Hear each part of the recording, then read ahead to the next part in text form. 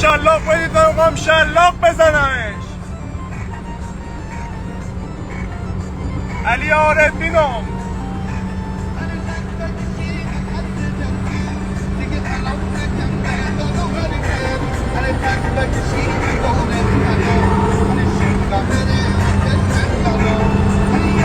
رفت تو آینه. ناکه میگن F7 تو دور میره گاه میکنه. 200 تا عقبه.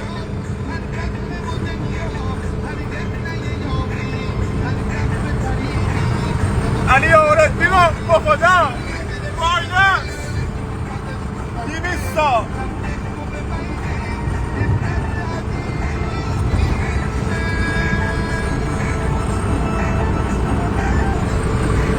تو آینه F7 تو آینه.